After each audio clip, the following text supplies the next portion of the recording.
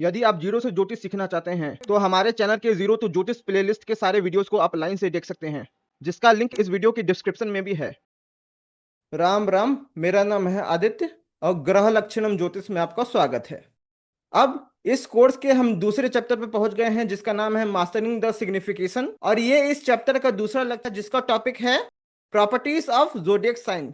तो अब चलिए हम प्रॉपर्टीज ऑफ ज़ोडिएक साइन यानी राशि का गुणधर्म इस लेक्चर में हम लोग इस पे चर्चा करेंगे। अब देखिए, अब यहां से असली लेक्चर चालू हो रहा है, जो कि है जीरो टू ज्योतिष mastering the properties of zodiac sign. जो भचक्र की राशियां हैं उसकी जो गुणधर्म है उसे हम मास्टर कैसे करें, इसको जीरो से मैं आपको समझा रहा हूं। अब हम यह पढ़ेंगे कि वराहमिहिर ने बृहद जातक में राशियों के बारे में क्या कहा है। अब हम समझेंगे कि राशि और बॉडी पार्ट्स, ठीक है, body parts of cosmic being, मतलब काल पुरुष के अंग और राशि में क्या संबंध है, इसे हम समझेंगे इस श्लोक में। ये श्लोक इस प्रकार है। कालार्गानि वरांगम आनन मुरो हरित क्रोध वासो भरितो विस्तेह व्यंजनम ऊरु जानु युगले जंघे ततः इंग्रिद्वयम् मेष आश्वी प्रथमा नव ऋक्ष चरणाः चक्र स्थिता राशयो राशि क्षेत्र ग्रह ऋक्ष भानि भवनम च एकार्थ संप्रत्यया। अब ये जो श्लोक है ये बृहद जातक के पहले चैप्टर राशि प्रभेदाध्याय का चौथा श्लोक है। यहां से राशि का प्रॉपर्टी शुरू हो रहा है। वराहमिहिर ने यहां से राशि के बारे में कहना चालू किया है। अब इस श्लोक के अनुसार जो काल पुरुष है, अब काल पुरुष से हम लोग किसी कॉस्मिक बीइंग को समझ सकते हैं, क्योंकि हम लोग हिंदू हैं तो हम लोग विष्णु जी को ही काल पुरुष मान के उन पे ही अध्ययन करते हैं। अब देखिए, इस श्लोक का जो प्रथम दो चरण है बस वही राशि और काल पुरुष के अंग के बीच का संबंध दर्शाता है, इसलिए हम बाकी के दो को एलिमिनेट कर देंगे। अब यहाँ पर जो काल पुरुष का सर वाला भाग है वो मेष राशि दर्शाता है। अब जो काल पुरुष का फेशियल हिस्सा है, मुख वाला भाग है, वो वृष राशि दर्शाता है। अपर नेक भी लिख लीजिए, फेस के साथ साथ अपर नेक लिख लीजिए, ठीक है। और जो मिथुन राशि है वो काल पुरुष के अपर चेस्ट वाले पूरे हिस्से को दर्शाती है, वो पूरा एरिया। तो इसमें अपर चेस्ट के साथ साथ लोअर नेक भी आ गया है कि नहीं, लोअर नेक के साथ साथ आ गया शोल्डर्स भी। अब शोल्डर्स आए हैं तो भुजाएं भी आएंगी, आर्म्स भी आएंगे ना। अब आप ये देखिए कि पिछले लेक्चर में मैंने क्या पढ़ा था। जो फर्स्ट हाउस होता है वो हेड दर्शाता है, जो सेकेंड हाउस होता है वो फेस दर्शाता है, जो थर्ड हाउस होता है वो शोल्डर्स, आर्म्स या अपर चेस्ट दर्शाते हैं। ये मैंने लिखवा था ना। तो काल पुरुष का मतलब क्या है कि जब पहली राशि को यानी मेष राशि को फर्स्ट हाउस में लिख दें तो वो आइडियल राशि हो जाती है बिना किसी ग्रह के। उस पे भी अध्ययन होता है, उसको कुछ लोग कहते हैं ब्लैंक चार्ट प्रिडिक्शन। किस हाउस में कौन सा राशि गई तो उसके समावेश से भी प्रिडिक्शन होता है बिना किसी ग्रह के। अब ये देखिए, जो कर्क राशि है वो काल पुरुष के लोअर चेस्ट एरिया को दर्शाती है। अब लोअर चेस्ट का एरिया में जाहिर सी बात है वो बाहर से तो लोअर चेस्ट दिख रहा है, इंटरनली तो हार्ट दिखाएगा ना, है कि नहीं। अब जो सिंह राशि है वो काल पुरुष के एब्डोमिनल एरिया को दर्शाती है। एब्डोमिनल एरिया है, बाहर से है ना, अंदर का अमाशय यानी स्टमक को भी समझ लेंगे, अंदर का जो इंटरनल एरिया है उसको भी समझ लेंगे हम लोग। अब जो कन्या राशि है वो नेवल पार्ट को दर्शाती है, नाभि। अब नाभि है तो नाभि के इंटरनल में क्या होता है, वो बाहर से नाभि दिखेगा ना, अंदर से अतरियां यानी आंत, इंटेस्टाइन, इसको भी समझ लेना चाहिए आपको, ठीक है। अब जो तुला राशि है वो लोअर बैली को दर्शाती है, लिखते जाइए आप लोग, काम आएगा। अब जो वृश्चिक राशि है प्राइवेट पार्ट्स को दर्शाती है। जो 8 हाउस का सिग्निफिकेशन मैंने बताया था ना, वो सारी सिग्निफिकेशन वृश्चिक के लिए भी बॉडी पार्ट वाइज ले सकते हैं, बस बॉडी पार्ट वाइज लेना है।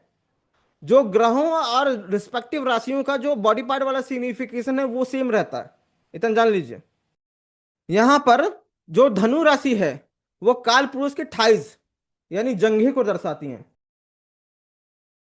और जो मकर राशि है वो काल पुरुष के नीज यानी घुटने को दर्शाती हैं, और जो कुंभ राशि है वो काल पुरुष की काफ मसल यानी पिंडली पिंडली पिंडलिया को दर्शाती हैं, और जो मीन राशि है वो काल पुरुष के फीट को दर्शाती हैं। अब यहाँ पे ये देखिए, आपकी सुविधा के लिए मैंने इसे टेबुलेटेड फॉर्म में भी डाल दिया है। जब आपको नोट्स मिलेगा तो ये आपको मिल जाएगा आराम से। अब इसका क्या उपयोग करें इसे हम आगे के लेक्चर में समझेंगे। अब दूसरा श्लोक देखते हैं जो कि है पिक्टोरियल रिप्रेजेंटेशन ऑफ साइन, मतलब राशियों का सचित्र वर्णन। ये श्लोक इस प्रकार है। मत्स्यो घटी नृमिथुनम सग्दम सवीनम चापी नरोश्व जघनो मक्रो मृगास्य तौली ससस्य दहना प्लवगा च कन्या शेषाः स्वनाम सदृशाः स्वचराश्च सवे। ये श्लोक बृहद जातक के पहले चैप्टर का 5वां श्लोक है, और इस श्लोक के अनुसार जो मीन राशि है दो मछलियों द्वारा रिप्रेजेंट की जाती हैं, जिसमें एक का पूंछ दूसरे की मुंह के आसपास होता है, ठीक है, इस आकार में।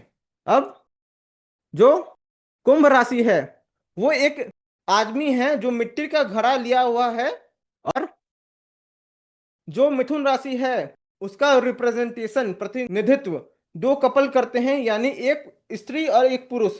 पुरुष के हाथ में गदा नुमा कोई हथियार है और स्त्री के हाथ में वीरा है, और ये दोनों कपल एक क्लोज एम्ब्रेस में खड़े हुए हैं रोमांटिकली। तो इसी रिप्रेजेंटेशन से बहुत सारे आपको मिल जाते हैं कि अगर कोई लड़की वीरा ली है तो यानी वीरा क्या है, एक तरह का आर्ट है ना, है कि नहीं, म्यूजिक है, तो मिथुन राशि म्यूजिक को दर्शाता है कि नहीं। क्या कहते हैं, यहाँ पे गदा है, यहाँ पे गदा लिया है, कोई हथियार नुमा चीज लिया है, तो मिथुन राशि जो शस्त्र हाथ से उपयोग किए जाते हैं उनको दर्शाता है। ऐसे समझना चाहिए। जितना ज्यादा आप मास्टर करेंगे उतना ज्यादा चीजें मिलती जाएंगी आपको। अब ये जो धनु राशि है वो एक ऐसे प्राणी द्वारा रिप्रेजेंट किया जाता है जिसका शरीर का अगला हिस्सा एक धनुधर की तरह है, एक योद्धा है जिसके हाथ में धनुष है, और जो शरीर का पिछला हिस्सा है वो किसके तरह है, घोड़े के पिछले हिस्से जैसा है। अब जो मकर राशि है वो एक ऐसे क्रिएचर द्वारा रिप्रेजेंट किया जाता है जिसका शरीर का मुख वाला हिस्सा हिरण की तरह है और पिछला हिस्सा क्रोकोडाइल की तरह है। अब जो लिब्रा राशि है, तुला राशि है, वो एक ऐसे व्यक्ति द्वारा रिप्रेजेंट किया जाता है जिसके हाथ में तराजू है। और जो कन्या राशि है वो एक वर्जिन गर्ल यानी कुंवारी लड़की द्वारा रिप्रेजेंट किया जाता है जो बोर्ड पे बैठी हुई है और जिसके एक हाथ में फसल यानी अन्न का अन्न है और दूसरे हाथ में दीपक है, लैंप। अब जो बाकी बची हुई राशियां हैं यानी कि मेष राशि, वृष राशि, सिंह राशि, कर्क राशि और वृश्चिक राशि, वो अपने नाम के अनुसार उनका चित्रण होता है। यानी मेष राशि है तो मेष का मतलब होता है बकरी, वृषभ है तो वृषभ का मतलब होता है बैल, सिंह है तो सिंह का मतलब होता है शेर, कर्क है तो कर्क का मतलब ही होता है केकड़ा, और वृश्चिक है तो वृश्चिक का मतलब होता है क्या, बिच्छू। तो शेष सभी राशियां अपने नाम के आधार पर अपना चित्र दर्शाती हैं और सभी 12 राशियां आकाश में सदैव घूमती रहती हैं। इस श्लोक का इतना मतलब है। सोचिए बस 4 लाइन में इतना सब कुछ बता दिया वराहमिहिर जी ने। अब आगे देखते हैं। चलिए अब हमको राशियों के गुणधर्म पर मास्टरी करना है, उससे पहले हम कुछ चीजें जान लेते हैं। देखिए शास्त्रों में श्लोकों का अर्थ केवल उतना ही नहीं होता जितना आप समझ रहे हैं। मैंने आपको बोला होगा कि आप लोग ये पढ़ के आइएगा, बोला था आप लोगों ने पढ़ा होगा, ये तो सब्जेक्ट तो हम पहले से जानते हैं, ठीक है। तो मैं आपको इसी श्लोक से इन्हीं दोनों श्लोक से अभी एनॉर्मस प्रिडिक्शन और सिग्निफिकेशन निकाल के दिखाऊंगा। यदि हम राशियों के चित्र पर गहन अध्ययन करें तो हमें बहुत सारी नई बातें पता चलेंगी। आगे जो मैं राशियों की विशेषताएं आपको बताने वाला हूं उसमें से ज्यादातर स्वर्गीय ज्योतिषी H.N. काटवे जी की बुक सीरीज देव विचारमाला से लिया गया है। चलिए अब राशियों पर थोड़ा प्रकाश डालते हैं। अब ये देखिए, ये मेष राशि का आपके पास सिंबल है। मेष राशि का आपके पास रिप्रेजेंटेशन है, बकरा का सिर होता है। अब ये जो सिंबल है, ये जो पाश्चात्य ज्योतिष में, ठीक है, वेस्टर्न ज्योतिष में मेष राशि को इस सिंबल से, ठीक है, दर्शाया जाता है। अब आप लोगों ने जाना कि मेष राशि जो होती है वो काल पुरुष का प्रथम भाव होती है, यानी नेचुरल फर्स्ट हाउस होता है, ठीक है। और आप लोगों ने ये भी जाना कि जो मेष राशि होती है वो काल पुरुष का हेड होता है, ठीक है, सर होता है। तो इससे हम लोग बहुत सारे प्रिडिक्शन निकाल सकते हैं बस इसी सब चीजों से। अब स्पीसीज, अब मेष राशि कौन सा है? पशु है, पक्षी है, द्विपद है, चतुष्पद है, क्या है? तो मेष राशि है, बकरी है ना, बकरा है ना, तो पशु है, प्रजाति इसका पशु है। और इसका लिम्स कितना है? इसका संरचना है, लिम्स है क्वाड्रपेड, चतुष्पद। अब हमको यह पता है कि जो मेष राशि है वो बकरी है। बकरी कहाँ रहता है?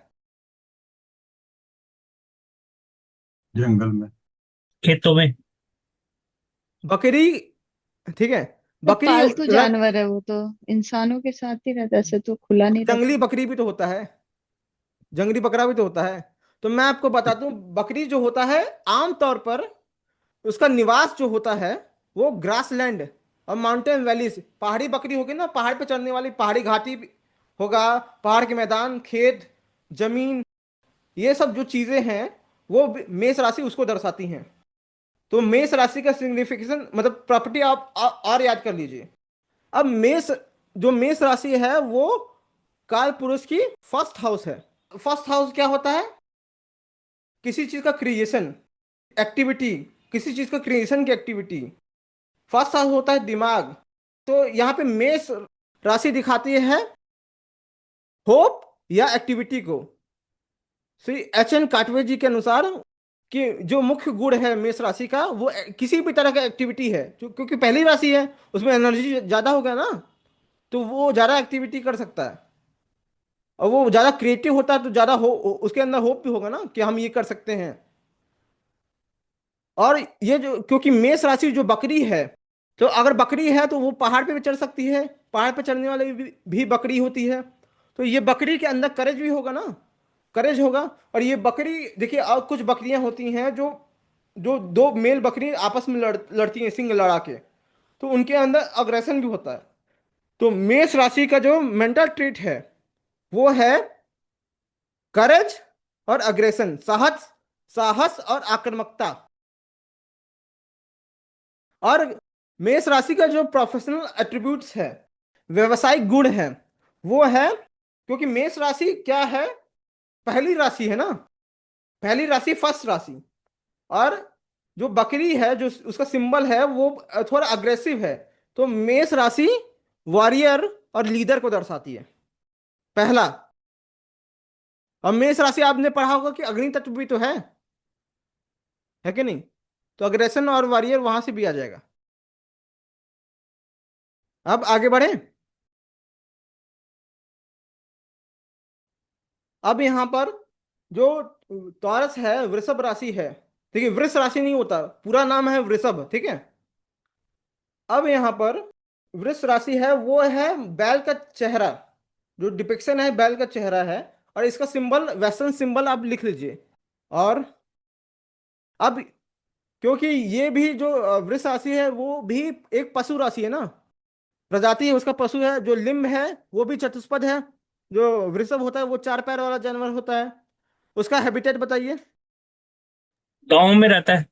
गांव में रहता है, गौशाला में भी रहता है ना। गौशाला में, हाँ। तो H.N. काटवे जी ने गौशाला कहा है, छोटी पहाड़ियां, पठार इत्यादि कहा है, ठीक है। उसके साथ गांव भी कह सकते हैं, गांव भी होता है। नेचर भी होता है।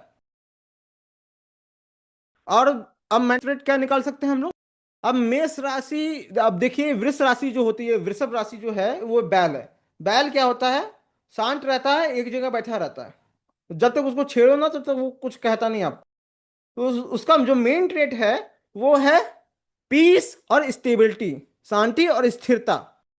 अगर मान लीजिए कोई आया कि हमको कौन सा प्रोफेशन करना चाहिए, और 10th लॉर्ड बैठा है वृषभ में, तो आप बोलिए कि एक जगह बैठ के काम को अलग करो और शांति से बैठ के करने वाला काम करो। ज्यादा भाग दौड़ करोगे तो नहीं चलेगा, ऐसा कह सकते हैं। आपको थिंक करना है। और मेंटल ट्रेट क्या है? मेंटल ट्रेट एक ही है, जो वृष राशि है वो स्थिर राशि है, पहली स्थिर राशि है। तो जो मेंटल ट्रेट है वो स्टेबिलिटी है, आपके अंदर कितना स्टेबिलिटी है किसी काम को करने के लिए, कितना धैर्य है, धैर्य स्थिरता, धैर्य लिख लीजिए। अब प्रोफेशनल एट्रीब्यूट क्या होंगे होंगे अब जो वृष राशि है वो सेकंड हाउस है। सेकंड हाउस क्या दर्शाता है? सेकंड हाउस क्या दर्शाता है? फैमिली। ठीक है, फैमिली दर्शाता है। और फैमिली क्या करती है? आपको पालती पोसती है, आपको ऑर्गेनाइज बनाती है, आपको बिल्ड करती है किसी चीज के लिए ना। एक छोटे से बच्चे के लिए कोई उम्मीद तो कर नहीं सकते आप। तो एच एन कैटेगरी के अनुसार जो वृष राशि है वो बिल्डर या फिर ऑर्गेनाइजर, निर्माता या फिर व्यवस्थापक दर्शाता है। इसके अलावा भी बहुत सारे प्रोफेशन हो सकते हैं, आप निकाल सकते हैं। अब मैं कितना लिख दूं? अब यहाँ पर अब यहाँ पर मैं आपको बता दूं कि अब देखिए यहाँ पर मिथुन राशि का ये सिंबल देख लिया आपने, वेस्टर्न सिंबल नोट कर लीजिए। मिथुन राशि जो है नेचुरल थर्ड हाउस है। और मिथुन राशि दर्शाती है नेक, अपर चेस्ट, शोल्डर। अब शोल्डर है तो आर्म्स भी हो सकता है। मतलब थर्ड हाउस का सिग्निफिकेशन याद है ना, मिथुन राशि भी सम सॉर्ट ऑफ वही है। सम सॉर्ट, पूरी तरीके से नहीं, लेकिन सम सॉर्ट ऑफ वही है। अब मिथुन राशि का प्रजाति है, दो मनुष्य दिख रहे हैं आपको, तो मिथुन राशि का प्रजाति है मनुष्य। अब मनुष्य क्या होता है? दो पाया होता है, बाइपेड होता है, द्विपद। और मनुष्य का हैबिटेट। अब यहाँ पर ये जो सिंबल है, अब एक लड़का है, एक लड़की है, जो वीणा ली हुई है, एक बल्ला लिया हुआ है। अब हम जानते हैं कि मिथुन राशि नेचुरल थर्ड हाउस भी है, तो कम्युनिकेशन की चीजें भी हो सकती हैं। तो मिथुन राशि का हैबिटेट है वो है प्लेस ऑफ प्लेजर, मतलब क्रीड़ा स्थल, रति क्रिया वाला स्थल, समझ रहे हैं? रोमांटिक स्थल, जैसे पार्क वार्क हो गया। अब क्योंकि third house natural third house भी है, तो न्यूज़पेपर है, ऑफिसेस है, post and Telegram, newspaper offices है, पोस्ट एंड टेलीग्राम ऑफिसेस है, और समाचार पत्र, डाक तार कार्यालय इत्यादि, ये सब समझ सकते हैं, और भी बहुत सारी चीजें। और जो मेन ट्रेड है, अब ये दोनों दोनों क्या कर रहे हैं?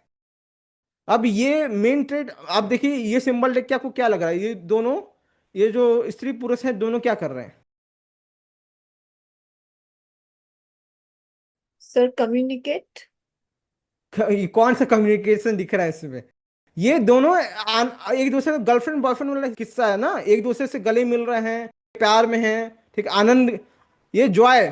ठीक है, मिथुन राशि जॉय है, और क्यूरियोसिटी भी है ना, कि एक दूसरे को जानने का मौका मिलेगा कि आगे क्या है। ठीक है, आगे हम लोग साथ बिठाएंगे, कैसे क्या सिस्टम है।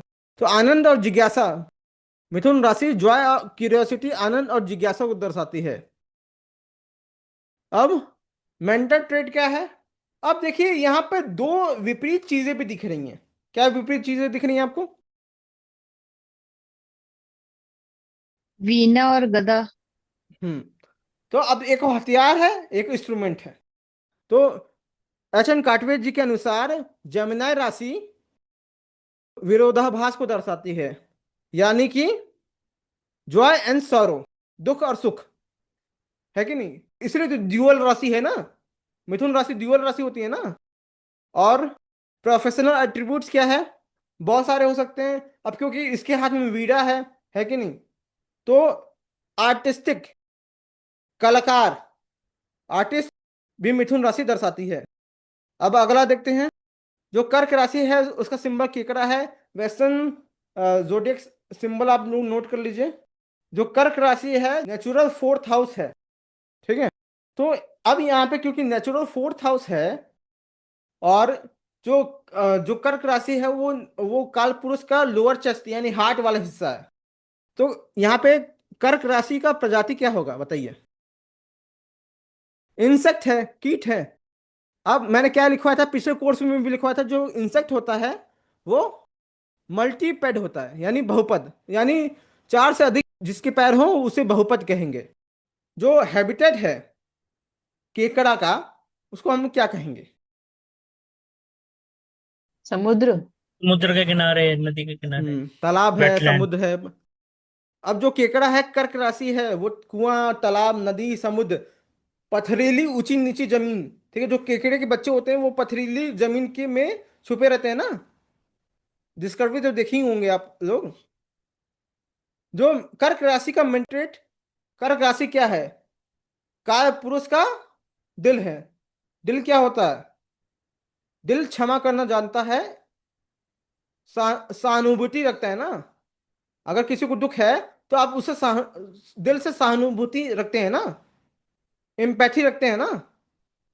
तो कर्क राशि का जो मेन ट्रेट है वो है फॉरगिवनेस और एम्पैथी, एच एन काटवे अनुसार। और जो मेंटल ट्रेट है उसको क्या कहेंगे? अब क्योंकि जो कर्क राशि है वो नेचुरल फोर्थ हाउस है। अब नेचुरल फोर्थ हाउस क्या होता है? मन होता है। तो मन क्या होता है? इमेजिनेशन होता है, इंट्यूटिवनेस होता है। इमेजिनेशन, इंट्यूटिवनेस, कल्पनाशील, अंतर्ज्ञान। अब प्रोफेशन, एच एन काटवे जी ने प्रॉफिट यानी भविष्यवक्ता बताया है, जिसमें इमेजिन करने की क्षमता होगी, इंट्यूशन होगा, उसी में भविष्य कहने की क्षमता होगी ना। इतना तो क्लियर होगा आपको। अब अब ये देखिए, सिंह राशि का जो सिंबल है, शेर का, सिर का सिंबल है।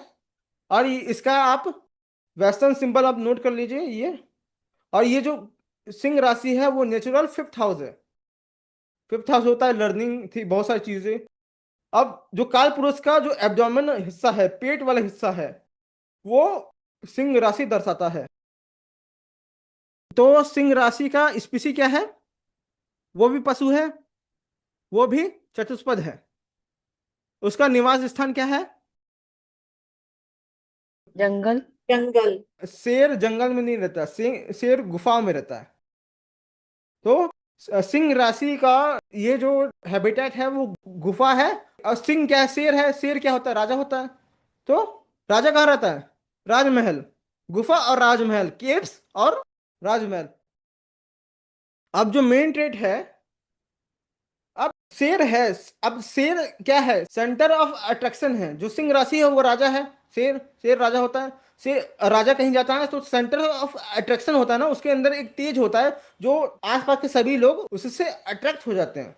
और जो सिंह है उसमें कॉन्फिडेंस होता है, जो राजा है उसमें कॉन्फिडेंस होता है एक तरह का ना। तो जो सिंह राशि है उसका मेन गुण है रेडियंस और कॉन्फिडेंस, तेज और आत्मविश्वास। और इसका मेंटल ट्रेट क्या है? अब एच एन काटवे अनुसार, क्योंकि सिंह राशि है वो नेचुरल फिफ्थ हाउस है, और फिफ्थ हाउस होता है लर्निंग। तो लर्निंग, अगर आपके पास ग्रास्पिंग पावर नहीं होगा तो लर्निंग कैसे करेंगे? तो जो सिंह राशि है वो ग्रास्पिंग पावर यानी धारणा शक्ति, कितना चीज आप अपने अंदर धारण कर सकते हैं, वो दर्शाता है। अब सिंह राशि का प्रोफेशनल एट्रीब्यूट्स तो बहुत आसान होगा आपको बताना। शेर क्या है? राजा है, लीडर है। तो राजा और नेता सिंह राशि का एट्रीब्यूट्स है प्रोफेशनल वाला। ऐसा कोई काम जिसमें तुमको लीड करना हो, तुम जिसके किंग हो, ऐसा कोई काम करो। यानी बिजनेस कर सकते, तुम्हारे अंडर सब लोग होना चाहिए, तुम्हारे ऊपर कोई नहीं होना चाहिए। ऐसा कह सकते हैं ना आप लोग? याद हो रहा है कि नहीं आपको बताइए? पता चला याद ही नहीं हो रहा तो क्या फायदा है इतना। वो तो हम आपको लिस्ट भी दे सकते थे ऐसा। अब यहां पर ये जो कन्या राशि है, अब कन्या राशि का एक वर्जिन लड़की, देखिए, एक वर्जिन लड़की, याद रखिए, वर्जिनिटी, इस चीज को याद रखिएगा। ठीक है, जो बोर्ड पे बैठी हुई है, एक सफर पे है, जिसके हाथ में अन्न है और एक दीपक है। तो कन्या राशि का ये सिंबल है, उसका वेस्टर्न जो सिंबल है वो भी आप नोट कर लीजिए। कन्या राशि नेचुरल 6th हाउस है। अब क्योंकि नेचुरल 6th हाउस है, तो कन्या राशि 6th हाउस की सारी चीजें दर्शाएंगी। अब कन्या राशि को देख के आपको किसी तरह से रोग ऋण शत्रु लग रहा है? नहीं लग रहा है। अब देखिए, कन्या राशि वर्जिनिटी को दर्शाता है और 6th हाउस भी वर्जिनिटी को दर्शाता है। क्योंकि क्योंकि 7th हाउस जातक शास्त्र में प्रेगनेंसी है ना। 7th हाउस बताया था ना, 7th हाउस इज प्रेगनेंसी। तो अगर 12th हाउस किसी चीज का व्यय होता है, तो 7th हाउस से 12th हाउस क्या होगा? 7th का व्यय, प्रेगनेंसी का व्यय, वो तो वर्जिनिटी। अब अब बताइए, जो कन्या राशि है उसका प्रजाति क्या है? ह्यूमन है। अब वो द्विपद है ना, दो पैर होता है ह्यूमन का, लड़की है ये। हैबिटेट क्या है? अब क्या कहते हैं कि एच एन काटवे जी ने कन्या कन्या राशि का जो क्या कहते हैं हैबिटेट बताया है, वो बताया है स्त्रियों का क्रीड़ा स्थान, वुमेन्स प्ले ग्राउंड, जहाँ पे बहुत सारी स्त्रियां हों। जैसे गर्ल्स हॉस्टल भी हो सकता है ना। पता नहीं क्यों इन्होंने जंगल भी कहा है, ठीक है, फॉरेस्ट भी कहा है और वुमेन्स प्ले ग्राउंड भी कहा है। ठीक है, वो मैं नहीं कोरिलेट कर पाया। अब मेन ट्रेड क्या है? मुख्य गुण। मेन ट्रेड क्या है? मुख्य गुण। अब वर्जिन लड़की क्या है? वर्जिन लड़की का मतलब क्या होना, मतलब वो प्योर है, प्योरिटी। उसके पास एक दीपक है, उसके पास अन्न है, उसके पास बोट है। यानी कि कोई ये किसी सफर पे है, कोई काम करने जा रही हैं। तो जो कन्या राशि का मेन ट्रेड होता है प्योरिटी और ड्यूटी, कर्तव्य। अब जो मेंटल ट्रेड है कन्या राशि का, वो, अब देखिए, जो वर्जिन लड़की होती है, ठीक है, जो कोमल लड़की होती है, थोड़ा जिसमें थोड़ा विवेक होता है। अब इसके हाथ में एक तरफ दीपक है, एक तरफ अन्न है। मतलब ये पालन पोषण भी कर सकती है और इसके पास नॉलेज भी है कि नहीं? तो इसके पास डिस्क्रिमिनेट करने की क्षमता है, क्या अच्छा है क्या बुरा है, कौन व्यक्ति मेरे लिए अच्छा है, कौन व्यक्ति मेरे लिए बुरा है। तो मेंटल ट्रेड क्या है? आपके अंदर डिस्क्रिमिनेशन, यानी क्या अच्छा है क्या बुरा है इसका पहचान हो जाता है, विवेक, इसका विवेक आ जाता है कन्या राशि के प्रभाव से। अब प्रोफेशनल एट्रीब्यूट देखें तो एच एन काटवे जी ने कृतिक कहा है, ठीक है, और कारीगर कहा है। कृतिक और कारीगर। अब क्योंकि वर्जिन लड़की है, इसके अंदर डिस्क्रिमिनेट करने की क्षमता है, तो ये एक अच्छा कृतिक भी बन सकती है ना। क्या सही है क्या खराब है? अब तुला राशि देखते हैं। तुला राशि का ये सिंबल है, एक आदमी तराजू लेके खड़ा हुआ है। इसका वेस्टर्न सिंबल आप लोग नोट कर लीजिए। और जो तुला राशि है वो नेचुरल 7th हाउस है। और जो तुला राशि है वो काल पुरुष का लोअर बेली दर्शाता है। और ये जो तुला राशि है वो ह्यूमन साइन है, यानी कि द्विपद। और हैबिटेट क्या है, कोई बताएगा क्या? तराजू कहाँ यूज होता है? सब्जी लेने जाते तो कहाँ यूज होता है? बिजनेस, घूमने में, बिजनेस में। पोर्ट।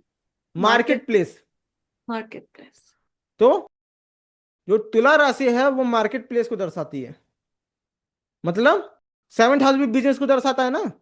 तो 7th हाउस का बिजनेस और क्या कहते हैं तुला राशि का मार्केट प्लेस, वो कोरिलेट कर रहा है। अब जो मुख्य गुण है, अब देखिए, कोई व्यक्ति मार्केट प्लेस में जाते हैं, कोई कपड़ा खरीदना है या सब्जी खरीद रहे हैं, अरे ये तो बहुत अच्छा है, मतलब अपने सब्जी को सजा वजा के रखता है। भले ही अंदर से खराब हो लेकिन सजा के रखता है ना, पॉलिश वालिश करके रखता है ना। और आपसे थोड़ा मिलनसार मीठा होके बोलेगा ना, कोई भी आपको सामान बेचेगा, मीठा होके ना बोलेगा आप कितने अच्छे हैं, ये लीजिए, आपके आप पे सूट करेगा। तो जो तुला राशि है वो ब्यूटी और सोशिएबिलिटी को दर्शाती है, सुंदरता और मिलनसारिता। लिख लीजिए। बैलेंस करना, बैलेंस है ना उसके हाथ में, तो बैलेंस करना, ठीक है, बैलेंस करना उसको आता है, मोल तोड़ करना उसको आता है। और मेंटल ट्रेड क्या है?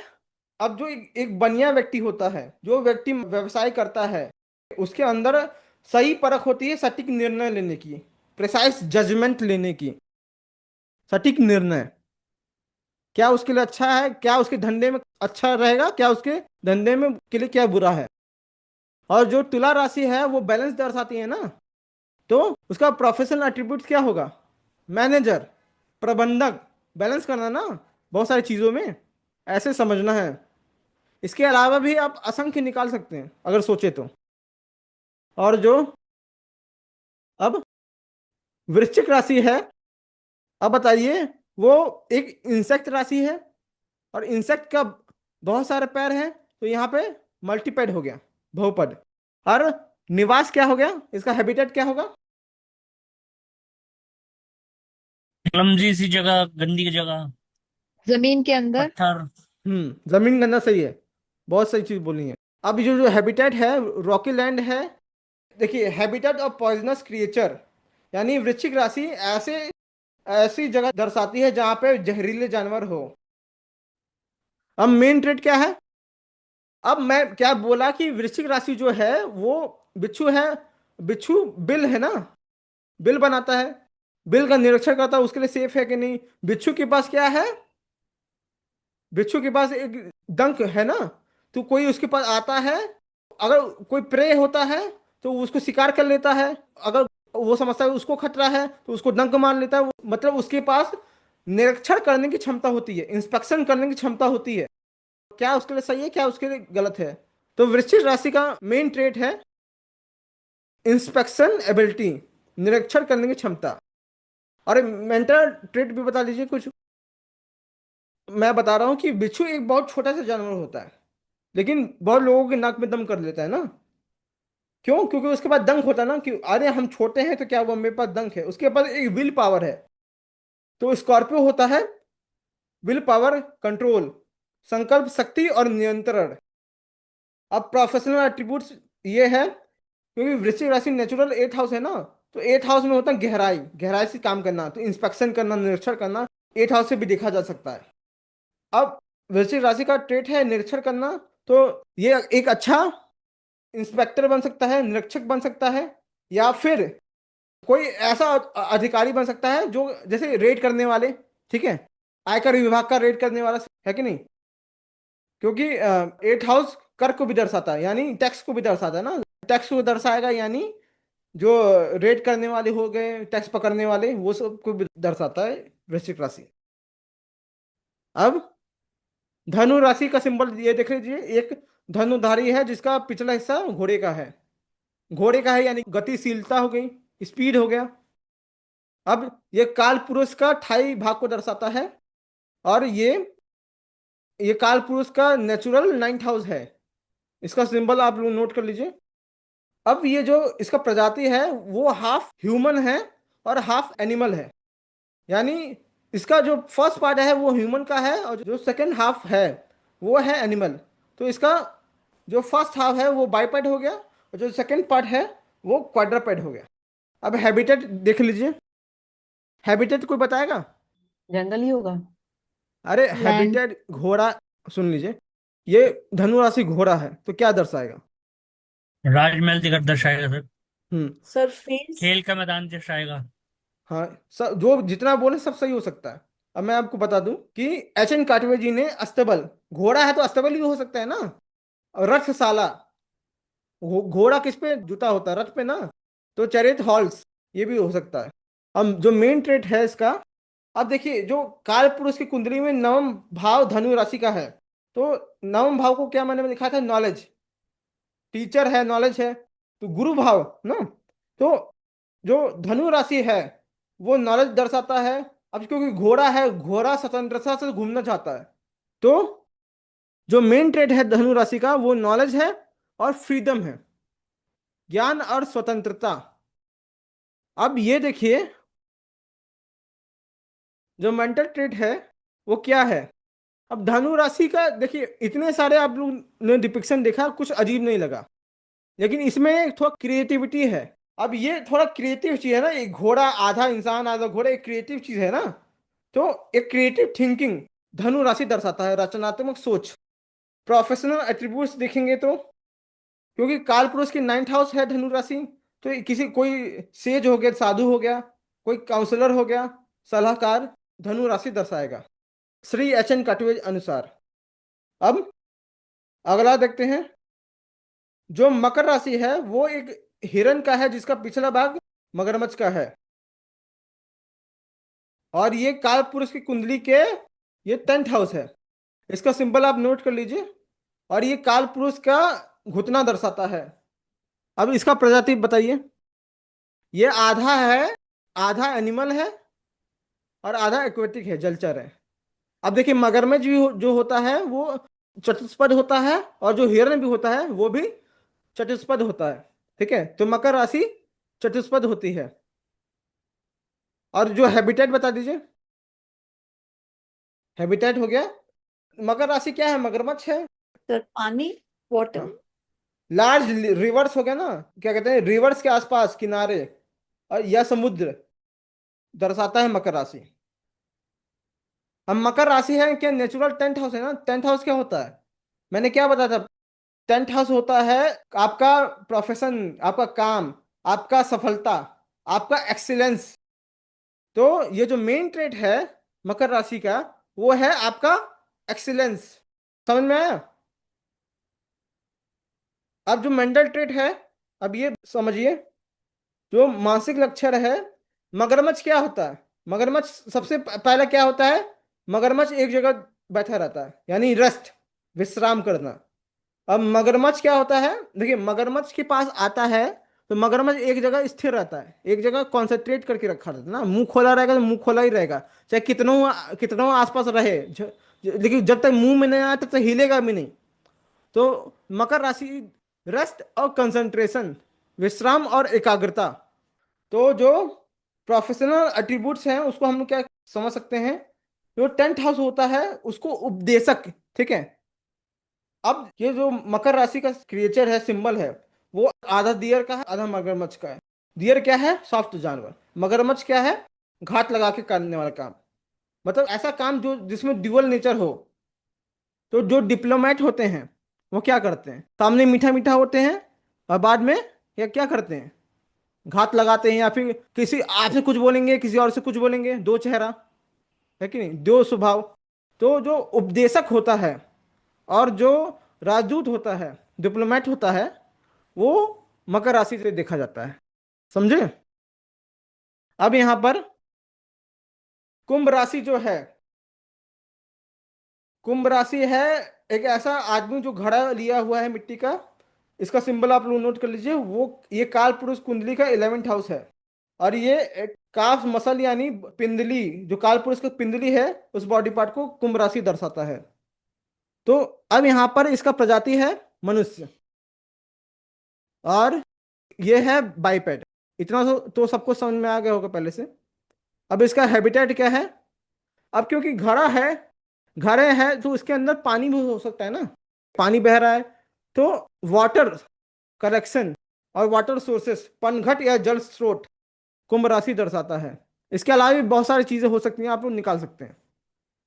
और जो मेन ट्रेट है वो है क्या है? अब देखिए कुछ लोगों ने कहा है कि एम्प्टी एम्प्टी घड़ा लिया होता है, कुछ लोग कहते हैं पानी बहता है। घड़े में क्या है? घड़े में कुछ भी हो सकता है, पॉइजन भी हो सकता है, अमृत भी हो सकता है।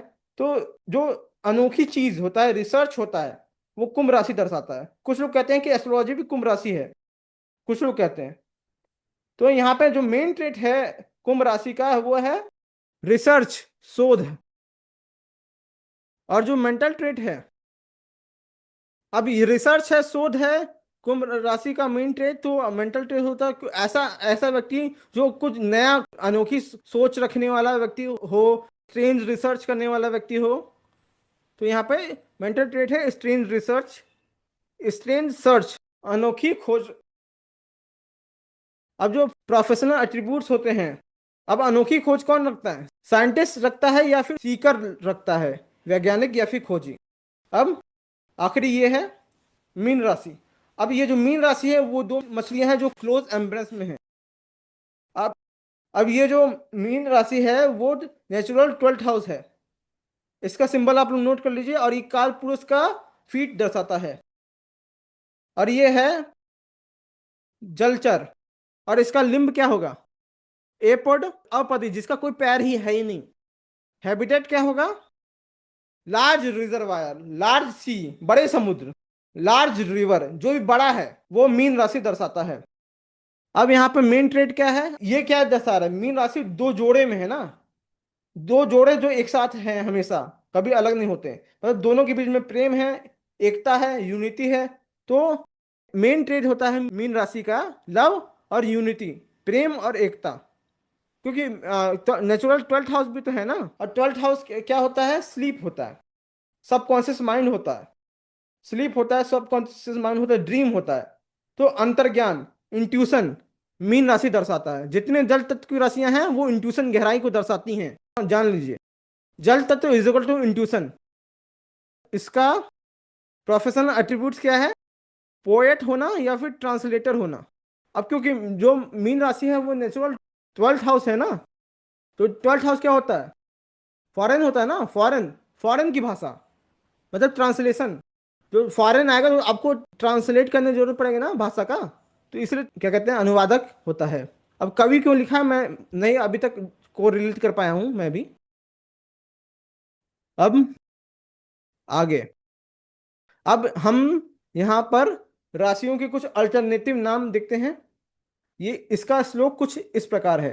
क्रिय तावुरी जेतुम कुलीर लेय पाथोंजुक कौप्य ख्या टॉक्सिक आको केरो हृद्रोगः चांत्यभम चेयथम।